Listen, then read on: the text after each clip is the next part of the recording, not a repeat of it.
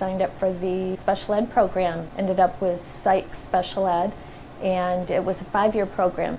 And then I ended up being a special ed teacher after that and absolutely loved it.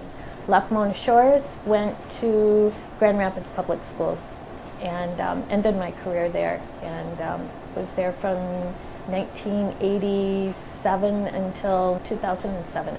I felt I was a little young to be retired, so maybe I should do something else. I just thought, I want to be a pastry chef, and that changed into I want to be a chocolatier. I started taking classes at the French Pastry School in Chicago. It's called a guitar because it's the D string. But they go through and they cut your ganache into perfect squares. It's nice to be able to feel like you made a difference in someone's life. There's a psychology behind chocolate. I don't have a business background, but I do have a psychology background, and there's an entire psychology behind merchandising and promoting your product. As a therapist, you're dealing with people emotionally, and with chocolate, you're also dealing with people sort of on an emotional basis. They'll try chocolate, they'll stop, you'll see them close their eyes, and I've had people say, that just makes me happy.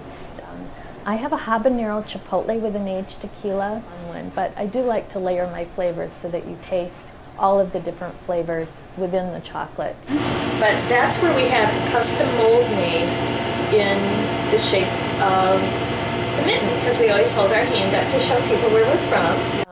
There's crystallization structures, there's pH levels you have to be mindful of, and even for shelf life, when they're all natural and you don't use preservatives, you want to extend your shelf life. There's a science behind it. Mm-hmm. And you put it on the chocolate, and it acts like a tattoo, because the next day you peel it off, and the imprint, all the colored cocoa butter, is on the chocolate. But I'm in about 20 shops around the state. And I also mail order, we have a website. And then, as you can tell, I have a lot of them.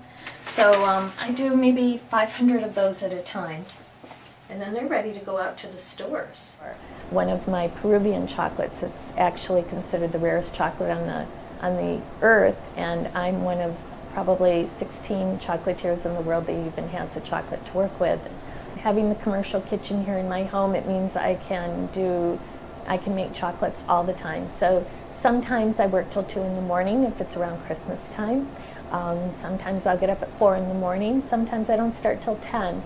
And it's very detail oriented because every chocolate has its own look.